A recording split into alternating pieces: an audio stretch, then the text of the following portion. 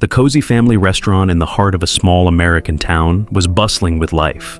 It was one of those places where the scent of fresh coffee and sizzling bacon greeted you as soon as you walked in. The Thompson family, Sarah, her husband James, and their two kids, Mia and Ethan, had decided to have a rare night out after weeks of busy schedules. They were seated by a young hostess and everything seemed perfect. The warm lighting and vintage decor gave the restaurant a comforting, nostalgic feel. The kids giggled over the menu, debating whether to get pancakes or waffles for dinner, while Sarah and James shared a knowing smile. It felt like a much-needed moment of peace. But then their assigned server arrived. A middle-aged man with a name tag that read Greg approached their table. His expression was stern, and his tone carried a hint of irritation as he greeted them. "What can I get for you?" he asked, barely making eye contact. Sarah, always polite, smiled and said, "Hi, we're ready to order. I'll have the chicken pot pie, please." She turned to James, who ordered a steak, and then helped Mia and Ethan place their orders for pancakes and mac and cheese. Greg scribbled on his notepad without a word, then muttered, "Anything else?" before walking away abruptly. The Thompsons exchanged puzzled glances. "Maybe he's just having a bad day," James suggested, trying to brush it off. When their food arrived, things only got worse. Greg set the plates down carelessly, spilling some of Mia's syrup onto the table. "Here," he said curtly, without offering to clean it up. The kids looked up at him with wide eyes, but he didn't acknowledge them. "Excuse me," Sarah said gently. "Could we get some extra napkins, please?" Greg sighed audibly, rolling his eyes. "Sure," he said, walking away at a snail's pace. When he returned, he practically tossed the napkins onto the table. Sarah's cheeks flushed with embarrassment and anger. James clenched his jaw, but remained silent for the sake of the kids, who had stopped eating and were now staring at their parents for guidance.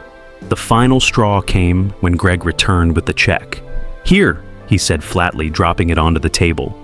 As he walked away, he muttered under his breath, but just loud enough for Sarah to hear, "Some people don't even deserve to eat out." Sarah's heart sank. She felt the sting of humiliation, but refused to let it show in front of her children. James stood up and walked over to the manager, a kind-looking woman named Linda, who was chatting with another customer. "Excuse me, Linda," James began, keeping his voice calm but firm. "I don't usually do this, but I feel it's important to share our experience tonight. Our server, Greg, has been less than professional." Linda frowned. "I'm so sorry to hear that. What happened?" James recounted their evening, careful not to exaggerate, but ensuring every detail was clear. Linda listened attentively, her expression shifting from concern to disappointment. "This is absolutely unacceptable," she said. "Please allow me to make it right. Dessert is on the house tonight, and I'll be having a conversation with Greg immediately." James thanked her and returned to the table, where Sarah had managed to lighten the mood by telling the kids a funny story from her childhood. When Linda approached the table, she apologized profusely to the entire family and offered them vouchers for a free meal on their next visit.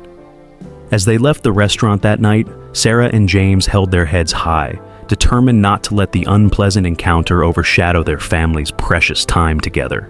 In the car, Mia piped up, "Mom, Dad, I think you're really brave." James chuckled. "Why do you say that, sweetie?" "Because you stood up for us," Mia said, her eyes shining with admiration. "And you didn't even get mad." Sarah smiled, reaching back to squeeze Mia's hand. "Thank you, honey.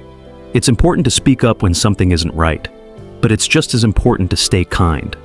As the car drove away, the Thompsons knew that while the night hadn't gone as planned, they had taught their kids a valuable lesson about resilience, respect, and standing up for themselves with grace.